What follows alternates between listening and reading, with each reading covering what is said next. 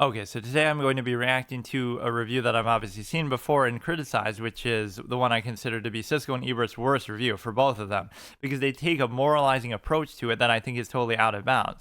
I don't even think it's a good movie, The Good Son, obviously, and I'm not even defending it. If I gave it a star rating, I would give it like a 2 or 2.5 out of 5. So it's like marginal, not even really that good. To me, it's like a TV movie sort of thing that would just sort of be on the background and you watch with half attention because it's kind of one of those premise pictures, like A Few Good Men or something, where it follows like an outline of the premise. Like, you know what it's going to be about, and it's all cliches, and it's sort of, you can kind of predict where it's going to go. It doesn't go anywhere deeper with the material. So, yes, the main character is evil, and they're a kid, and that's what they'll object to. So that's my thing. Like, I would object to, okay, the writing's not really that good and the characters aren't really fleshed out too much, and there's not a whole lot else to the story. He's just him going around doing his antics, but none of that is moralizing. It's like you could have done the same subject matter better, and that would be interesting to see. But the flaws with their arguments that we're going to see here in a second is like, it's bad just for this movie to even exist because, oh, kids might see it because they're fans of Macaulay Culkin and Home Alone, which is stupid because it's rated R, so that's not even an issue. Or it's just bad to portray an evil kid, period, even though you do that in The Exorcist in a different way, sure, or you do it in The Omen with Damien or whatever, right? You can portray an evil kid. There's no rule against doing that arbitrarily. Now, whether you do justice to it, you do a good job with it and have other depth and stuff like that, I'm criticizing it more on a technical level, like the direction isn't great, the pacing, they kind of keep doing the same thing over and over.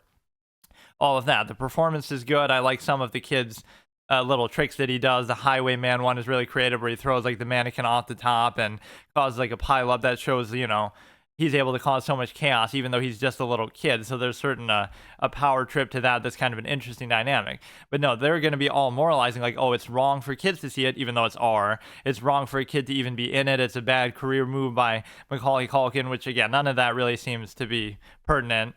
They're like trying to act like they're his agent, trying to protect him from, oh, you can't play evil kids, even though evil kids are in plenty of other movies. Again, Exorcist, Omen, etc. Again, even if the subject matter is a little different. Also, just, oh, it's just about an evil kid going around killing people. So would it be okay if it was an evil adult doing it, like in Halloween or in all these other Friday the 13th or something else? Like, in other words, they're just picking on the fact that it's a kid. Like, oh, you're not allowed to portray a kid like this. But even as Gene Siskel himself says at various points, like in other reviews, like any subject can be done well. Or like I always say, subject matter doesn't matter. It's okay to have the premise be that, oh, it's an evil kid, right? There are evil kids in real life who have done terrible things. So it's a legitimate subject. It's just they pick too much on the nature of the film, right? It's a movie about a fictional subject. Why is that the nature of their criticism? Because you could do that with anything then. Oh, you're just not allowed to make a movie about this subject. I never do it like that. So I'm doing it more so on a technical level. So we'll look at it in a second. But yeah, the core point is just that what is the difference between even that? Like, okay, the fact that it's a kid or other movies like Halloween or anything else where it's just a slasher. The whole point of the movie is, yes, there's a evil character who goes around killing people, and there's not that much to it. If you think about the original Halloween, the characters are only thinly fleshed out, right? Aside from Donald Pleasance has some good lines, but other than that, everybody's just like this, horny teenager, schoolgirl, etc. Just messing around, babysitting, watching scary movies. Like, what is the depth to that besides just there's this killer on the loose? So it's mainly just for the fact that it's a little kid, I guess. It's really beautiful. This is really beautiful. So I'll leave the subtitles on too for that. Jack, did I tell you they tore down the old lighthouse? His performance is good, and again, a lot of his antics are kind of interesting. I do like the character. He sort of gaslights his parents a lot too. Plays a bad boy, a very bad boy in But no, that's pretty much what it comes across as. You're just not allowed to play or be an evil kid. Celebrated actors Robert De Niro and Morgan Freeman, and also a study of teenagers growing up way back in the mid-1970s.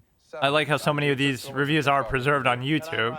There used to be like an Ebert archive website, but it's gone now. The Good Son, and it's a movie that inspires an obvious question, which is, why in the world was this movie made? It's made for the same reason that thrillers and other... What possible audience is there for any movie? Little monster and murderer. Wow, there's plenty of thrillers out there. But I think of it as an exercise in You could say that about every slasher movie ever. Especially the young boy's parents and managers. They're trying to thought twice before exposing him to such a distasteful role. That's just stupid, though. It's just that happens to be the role. So what? Somebody else would have done it then. So why are you taking Macaulay Culkin's side? This is a good line, too. If I let you go... Life on their main island is one life-threatening situation after another. If I let you go, could you fly? Yeah, the whole island is set up as like a theme park for all these little tricks that he does. Or I guess he's just so in his element. You think you could fly? He deliberately made that loose when he knew he was coming to do that. And then this is a typical spoiler, Ebert spoiler moment. Later, he'll kill that dog, I remember. But you don't have to say that. That's ruining it, the twist. Plenty of horror movies kill dogs, too. Yeah, and this is genius. I actually love this as a characterization moment. That he's able to sow the seeds of chaos so much, even though he's just a little kid, right? It's actually kind of genius and impressive in a way. His mother figures out her son is not so good and may have been responsible for drowning his baby brother in a bathtub. Where'd you get that? It was mine before it was his is a good line here. You know where I got it? Doesn't really prove that he's a killer either that convincingly, but After Richard's accident. it just means you were there and you just took it. It was mine before it was his. There should have been more dialogue like He's that. going to make all kinds of trouble and be a bad sport. He knows how to take care of her too. Yeah, almost like he's the villain or a killer. Reprehensible film trading on little children in order to create sick images with no redeeming value. Like Child's Play does that, or other movies do that. I cannot imagine anyone being entertained. What by about the this Saw movie. movies? What about other horror Scenes movies of like... small children in danger in the scenes in which this young man, Macaulay Culkin, is required to act out the murders of his family members. That's the premise of the movie. He's a bad guy. What do you want? Unless you say young fans, and all I can say is the young fans. R is completely inappropriate for children. Yes, that's what being rated R means, Should bro. have been kept out of it are Macaulay Culkin and Elijah Wood. You know, they're both pretty good actors. Yes, and they are. And this didn't hurt their career. It's just a... all the reasons that you mentioned, and then it's stupid also. Oh, at least Siskel gives a little criticism here that's different. Like, this is at least in terms of the subject matter. This I can accept. In a highway, the car's crashed. That the cops don't react fast enough or In something. the investigation about the dummy. Did you notice that? But I feel like that's close towards the end of the movie, so it's not... They would have caught up with them eventually, but... And as offensive as the film is, it doesn't even have a Yeah, offensive. Why are you getting offended? It's a fictional subject. The ending of the film is similarly awful, where the character questions the mother's mental state. I don't really remember the ending super well, but it was nothing notable. So again, just in a... It's a terrible film from beginning to end, and I hope you're right. I hope that kids are prevented from seeing this picture. You know, parents may not be smart enough. A lot of kids know that Macaulay Culkin is in it. Again, you're sort of typecasting based on I've already gotten letters Macaulay from parents saying, Culkin. Is this okay for my 9-year-old or my 11-year-old? The answer is no. It's not okay for anyone. Next film. It's so stupid because, again, they're fixating too much on, okay, what if it wasn't Macaulay Culkin? What if it was just some random other kid? You wouldn't be that fixated on it then. So I feel like they're typecasting too much. Oh, he's been in Home Alone and all this kind of other stuff, so you're making it about him.